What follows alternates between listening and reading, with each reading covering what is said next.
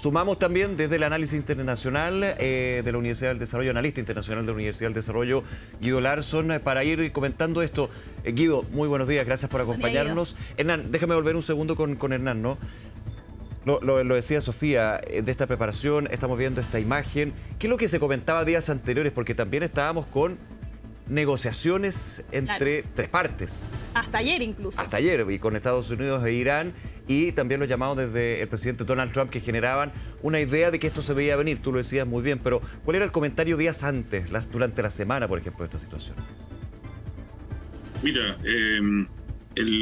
Trump es siempre una incertidumbre para todo el mundo, digamos. También para los israelíes. No es que nos tengamos una clave, un código secreto con Trump para entenderlo. Entonces, a pesar de que había todo este movimiento masivo de fuerzas militares en la zona, no era tan seguro que ocurriera de hecho, sí, el gobierno de Israel estaba bien preocupado porque quiere participar del cambio de mando de Chile.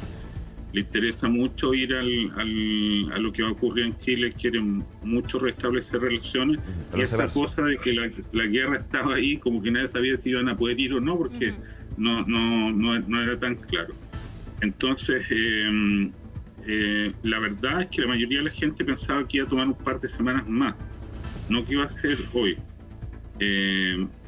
Esa es lo que nosotros, o sea, la gran mayoría de los israelíes pensamos que iba a ocurrir, pero iba a ocurrir en un par de semanas más. Claro.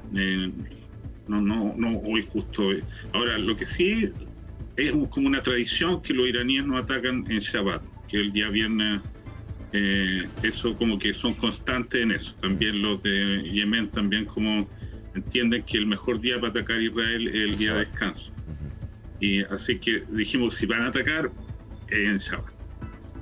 Claro, estamos conversando con Hernán López, chileno desde Israel, que nos está graficando un poco lo que se ha vivido hoy, pero también durante los últimos días. Allí sumarte a ti, Guido, respecto a lo que estuvimos viendo durante las últimas semanas. Un ataque que incluso el propio presidente Donald Trump dijo que era una posibilidad si es que no se llegaba a un acuerdo, y hoy día finalmente llegan aquellos ataques. ¿Cuál crees tú que habría sido la razón finalmente para que Donald Trump hoy día decidiera emprender esta nueva operación? Recordando que la operación Martillo de Medianoche fue en junio del 2025 recién, no fue hace tanto tiempo. ¿Cuál habría sido ese gatillante o tal vez algún escenario en que Donald Trump decide finalmente atacar hoy día a Irán? Bueno, buenos días y gracias por la invitación. Me parece a mí de que desde el punto de vista de Washington, lo primero era salir del ecosistema mediático del mensaje de la Unión. Creo que Donald Trump no iba a atacar previamente a ese evento comunicacional que es tan relevante para su propio punto de vista. Segundo, Donald Trump se ha metido en una especie de enredo porque las negociaciones, que yo considero altamente performativas, pero en fin, las negociaciones, pareciera ser que estaban buscando reintegrar el acuerdo que el propio Obama había firmado con los iraníes, pero eso es algo que desde el punto de vista político interno parecía contradictorio para Washington, porque el mismo Donald Trump desahució el acuerdo de manera unilateral. Y en general los marcos del acuerdo integraban o ampliaban, si se quiere, las exigencias que se hacían sobre Teherán. Ya no era solamente el programa nuclear, sino que también se había mencionado cuestiones como su capacidad de balística e incluso también una suerte de transición de carácter político, algo que Irán evidentemente iba a rechazar. Ahora, todo este posicionamiento de activo estadounidense ya hace un buen rato venía anticipándose la posibilidad de realizar una operación, y es posible de que acá haya habido un intento de mantener el factor sorpresa, más allá de que todo el mundo estaba anticipándolo, ¿no? Claro. Pero postergar tal vez el ataque socavaría ese elemento. Hay también información relativa a que Irán se mantenía en permanente contacto con China y con la Federación Rusa. De hecho, hay sistemas antiaéreos chinos ya en posicionamiento en Irán. No sabemos el alcance, no sabemos los efectos que eso tiene. Aparentemente también contaría con con tecnología supersónica que podría alcanzar buques norteamericanos, pero el estado de esa situación es un estado ambiguo, naturalmente, ¿no es cierto? Estos son insumos de inteligencia que son difíciles de localizar a través de fuentes abiertas, pero tomado en su conjunto, creo yo que está el factor sorpresa, está el factor, digamos, de que se sale del elemento comunicacional del mensaje de la Unión. Probablemente había mucha presión también para Donald Trump por parte de los halcones republicanos, sí, en términos de que era necesario no cerrar la ventana de oportunidad. Y nos encontramos ahora en una guerra que, al menos hasta lo que podemos observar en estas primeras horas, sigue más o menos una mecánica lo que vimos en junio, ¿no es cierto?, centrada fundamentalmente en bombardeos estratégicos por el aire, y por ahora al menos no parece de que la naturaleza de ese bombardeo vaya a modificarse. Sí, Hernán, un poco también en la línea de lo que menciona Guido, ¿no? Lo que han sido las declaraciones y la posición de Estados Unidos y un Trump que sabemos, presidente Trump, que es bastante predecible, pero que va dando ciertas señales. Desde lo que es el primer ministro Benjamín Netanyahu, el gobierno también de Israel. Yo te preguntaba por lo de los últimos días, ¿no? Para hacer un poco la cronología de lo que hemos llegado el día de hoy. ¿Cuál ha sido también la postura del gobierno israelí, las señales y por sobre todo también lo que uno puede ir configurando hasta el día de hoy, desde lo que han dicho? Bueno, el común acuerdo, digamos, entre los políticos israelíes es que solamente un ataque militar a Irán no resolvía el problema. Entonces, lo que ha ocurrido en las últimas semanas o meses en Irán de este alzamiento de la sociedad civil contra su gobierno era algo que nosotros veíamos con buenos ojos y que pensábamos que tenía que apoyarse, sea medidas de sanciones económicas o apoyo a aquellos que están protestando y quieren un cambio político. Nosotros, Israel pensaba que esa era la única forma de solucionar realmente el problema. Ahora, eventualmente, si se realizaba alguna acción militar, tenía que ser como las que se hicieron antes, digamos, de descabezar algunos elementos que podrían ser claves en el desarrollo del sistema balístico, como mencionaba Guido, o en el sistema, en el programa nuclear, y eventualmente algunas personas que estuvieran vinculadas a la represión, a los movimientos sociales, de manera de darle algún apoyo indirecto a los movimientos. Pero hay un tema que se conversaban, hay una distancia, digamos, entre lo que se conversa y lo que el ejército hace. Como Guido bien mencionó, muchas veces el ejército de Israel o otros ejércitos actúan simplemente porque este es el momento correcto de hacerlo. Claro. Y no le preguntan a nadie, ni a Netanyahu, ni a nadie, ven la oportunidad y la toman. Claro, más temprano escuchábamos, de hecho, las declaraciones del primer ministro Netanyahu y principalmente, Nico, el mensaje se enfocaba en este llamado a los iraníes a cambiar al régimen, a rebelarse, a tomar ellos mismos el poder, a tomarse el país, justamente, que fue también la posición que toma el presidente Donald Trump cuando anuncia esta operación contra ya varios objetivos iraníes que todavía tampoco se han confirmado oficialmente cuáles son aquellos puntos que hoy día han sido atacados. ¿Cómo preguntarte a ti, Guido, cómo ves esta posición que toma hoy día tanto Israel como Estados Unidos conjuntamente en pedir este cambio de régimen, que es un cambio de posición a lo que vimos en el ataque de la Operación Martillo de Medianoche, que fue el ataque contra las bases nucleares, terminar este enriquecimiento de uranio presunto en el territorio iraní, pero ahora ellos están pidiendo que los iraníes tomen aquí el control. ¿Cómo ves tú esta nueva posición o este nuevo punto que se agrega a este conflicto? Bueno, no es algo realmente muy novedoso en términos de que los intentos de modificación del régimen, tanto de forma implícita como de forma explícita, hasta ahora en la relación, digamos, trilateral, Estados Unidos, Israel e Irán, casi desde la llegada del cambio del régimen de los ayatolás en 1979. Lo cierto es que hay un problema, me parece a mí, operacional, en parte porque no hay precedente en la historia humana de un cambio de régimen exitoso solamente con operaciones aéreas.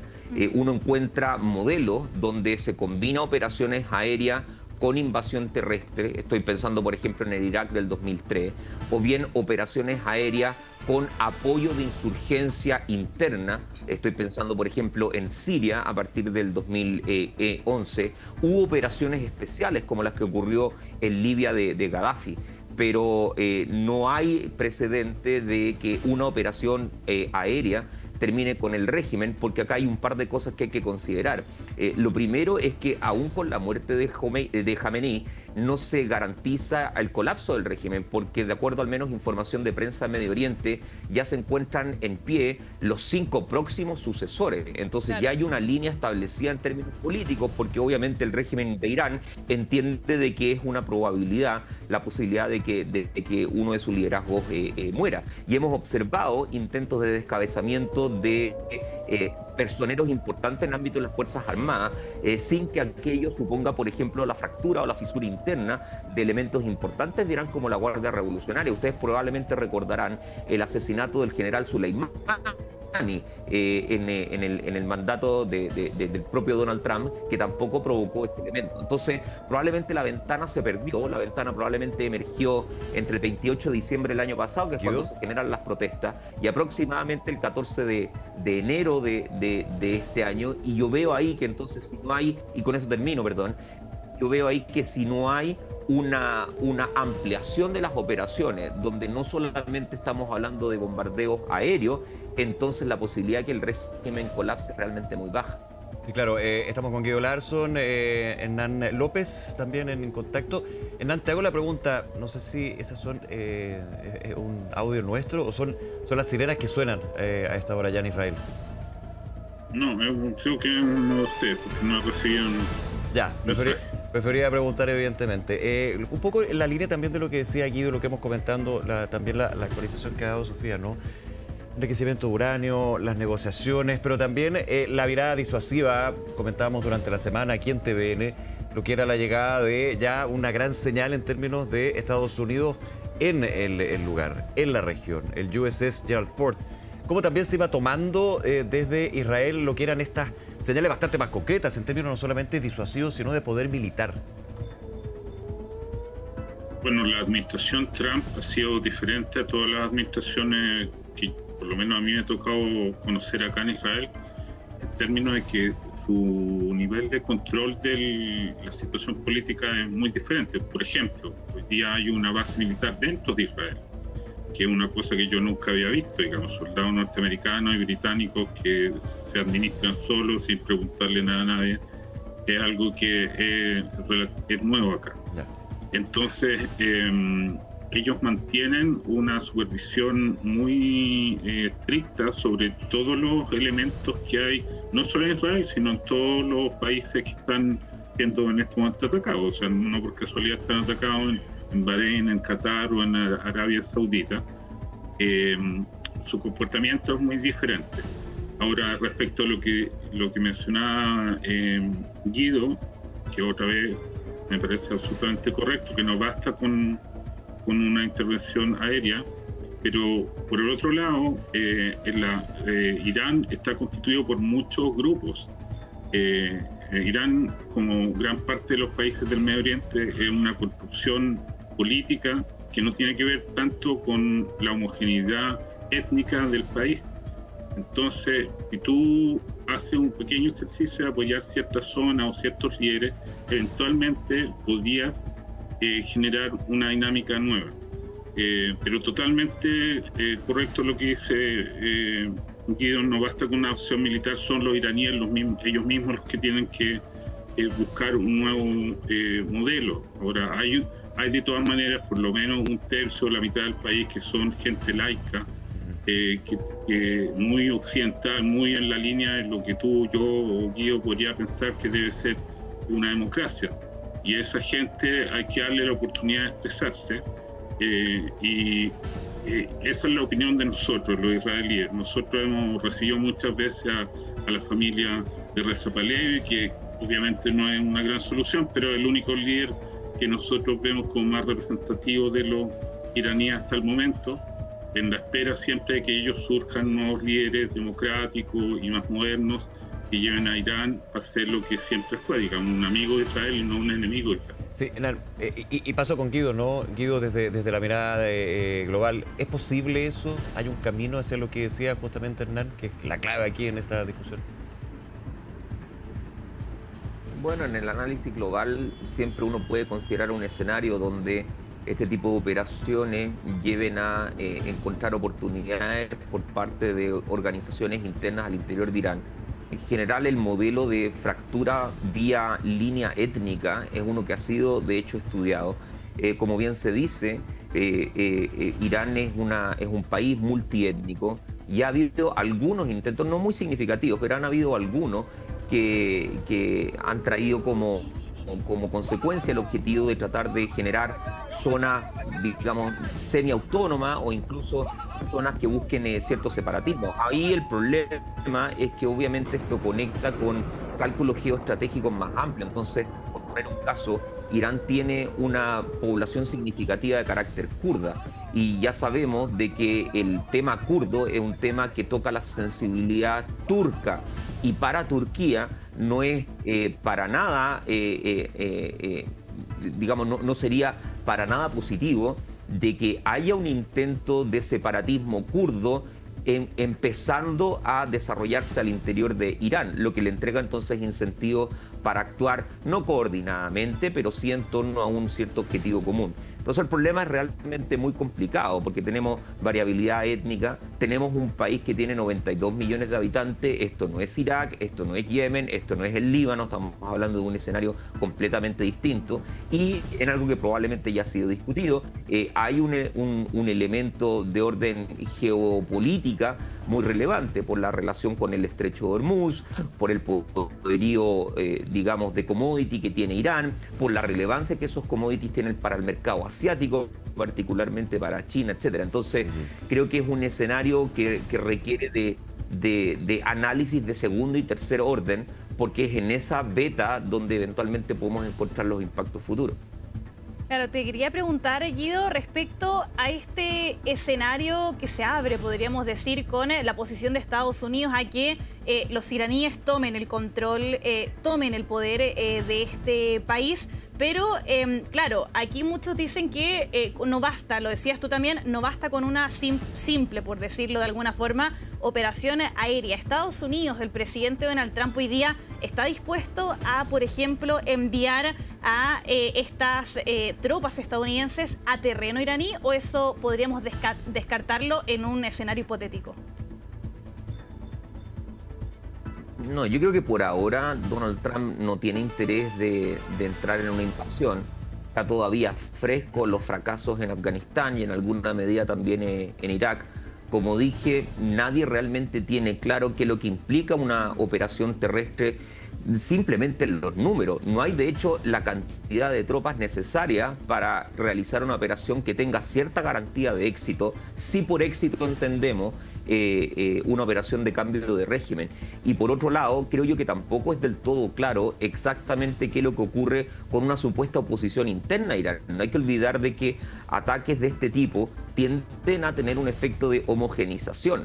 Entonces, incluso personas que se encontraban en el centro de orden político o siendo incluso laicas, no sabemos si van a responder favorablemente en función de los intereses de Estados Unidos o de Israel, o más bien en base a esta idea de around the flag, ¿no es cierto?, de homogenizarse en torno a la bandera debido al ataque, van a resistir un ataque de este tipo. Entonces creo que hay mucha incertidumbre. Probablemente el Pentágono, ¿no?, o la CIA, etcétera, tienen información más clara al respecto, o la Mossad, pero al menos desde afuera creo que una invasión terrestre no está considerada por parte de los Estados Unidos, sería demasiado riesgoso y por ende probablemente estos bombardeos tienen la suposición de que pueden animar algún tipo de evento de carácter interno, que a su vez eso lleve a un colapso del régimen, pero nótese que la cadena ya de por sí es una cadena un tanto problemática, no demostrable, y por ende entonces me parece de que los acontecimientos pueden cambiar de manera muy veloz.